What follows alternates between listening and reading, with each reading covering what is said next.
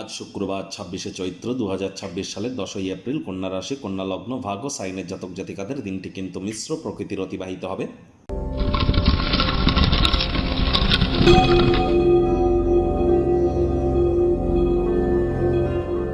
ভিডিওটির শুরুতেই স্ক্রিনে আপনারা দেখতে পাচ্ছেন শুক্র গ্রহের বীজ মন্ত্র ওম দ্রাং দ্রিং দ্রং স শুক্রায় নমঃ।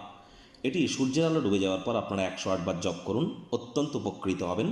স্নানের জলে হাফ কাপ কাঁচা দুধ, গোলাপ জল অথবা আতর বা ইত্যার দিয়ে স্নান করুন। আপনাদের শুক্র জন্মছকে যে রাশির গৃহে অবস্থান করছে সেই রাশির বডি পার্টসে আপনারা কিন্তু অবশ্যই কিছু আতর বা ইত্যার ইউজ করতে পারেন। বাড়ির উত্তর পূর্ব কোণ বা দক্ষিণ পূর্ব কোণে অর্থাৎ ঈশান কোণ বা অগ্নিকোণে আপনারা গোলাপের যে আতর পাওয়া যায় এটি শিশি এনে রেখে দিন, তার মুখটা খুলে রেখে দিন, দেখবেন আর্থিক বৃদ্ধি হবে। আর এর সাথে সাথে আপনাদেরকে বলবো যে অবশ্যই আজ সাদা রঙের বস্ত্র সামগ্রীর প্রয়োগ আপনারা বেশি করে করুন। মহিলারা লক্ষ্মীর পাঁচালী আজ শুক্রবার হওয়া সত্ত্বেও পাঠ করুন, আপনার গৃহে সমৃদ্ধি আসবে। আর দেখুন, আপনাদের মধ্যে অনেকেই কিন্তু মনে করেন যে আমি ডেলি একই কথা বলি। দেখুন, ডেলি একই কথা বলি এটা আপনাদের মনে হতে পারে। কেন? তার কারণ আমি কিন্তু শুধুমাত্র কয়েকটি পয়েন্ট ধরে নিয়েছি। দেখুন, আজ আমি আলোচনা করব আপনাদের স্বাস্থ্য কেমন যাবে, আপনাদের আর্থিক দিকটা কেমন থাকবে, চাকরির জায়গাটা, ব্যবসার জায়গাটা, রাজনীতির জায়গাটা, আপনাদের পারিবারিক জায়গাটা, আপনাদের প্রেমের জায়গাটা, আপনাদের দাম্পত্য জীবন, আপনাদের সন্তান সন্ততি। তাহলে এই কয়েকটি জিনিস নিয়েই তো আমি প্রতিদিন আলোচনা করি, যার জন্য রিপিটেটিভ মনে হতেই পারে যে একই কথা প্রতিদিন বলছি। এই কয়েকটি জিনিস ধরে ধরে আমি বলি যে এই কয়েকটি ক্ষেত্রে আজকের দিনে কোথায় কোথায় ভালো ফল পাবেন, কোথায় কোথায় খারাপ ফল পাবেন, যার জন্য রিপিটেটিভ মনে হতে পারে। কিন্তু প্রতিদিন শুনবেন, আমি প্রতিদিন আপনাদের একই কথা বলছি না যে আজ আর্থিক পরিস্থিতি ভালো থাকবে।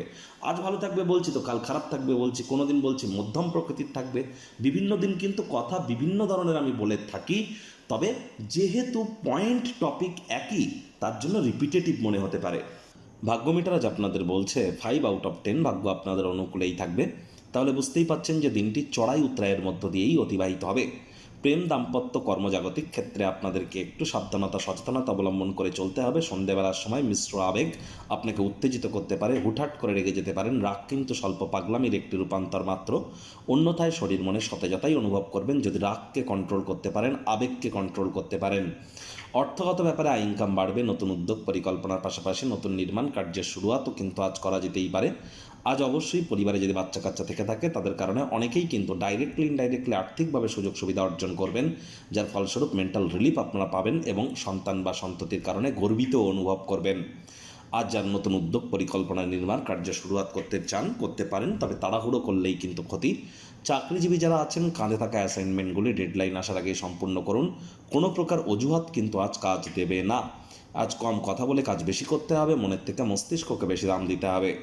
রাজনীতিবিদ যারা আছেন জনসংযোগ বৃদ্ধি করুন, আর সমাজসেবা, দান ধ্যান, ধর্মীয় ক্রিয়াকলাপে অগ্রণী ভূমিকা নিন। যদি পপুলারিটি বাড়াতে চান শর্টকাট অবলম্বন করে খুব বেশি দূরে এগোতে পারবেন না। শিক্ষার্থী বিদ্যার্থীদের পড়াশোনায় মনোযোগ আরও বৃদ্ধি করতে হবে। উচ্চশিক্ষার জন্য যারা বিদেশ যাত্রার কথা ভাবছিলেন, ভাগ্যদেবীও আজ আপনাদের পক্ষে নেই। সন্তান সন্ততি থেকে থাকলে তাদের দিকে সজাগ দৃষ্টি আপনারা বজায় রাখুন। হাউস ওয়াইফ যারা আছেন দিনের শুরুটা তাড়াতাড়ি করুন। প্রেমিক প্রেমিকা, স্বামী স্ত্রী, না ভাব ভালোবাসা, রোম্যান্স, না তর্ক বিতর্ক, অশান্তি, কোনোটাতেই বাড়াবাড়ি যেন করবেন না। অন্যান্য দিনের ন্যায় আজকের দিনটিকে সাধারণ হিসাবে ট্রিট করবার আপ্রাণ প্রচেষ্টা আপনাদেরকে করতে হবে। আজকের দিনটি ক্লান্তিকর এবং মানসিকভাবে চাপপূর্ণ প্রমাণিত হবে। গৃহের পরিবেশ শান্তিপূর্ণ নির্ঝঞ্ঝাট পরিগণিত হচ্ছে। শত্রুপক্ষ বিরোধী পক্ষ খুব একটি শক্তিশালী থাকছে না।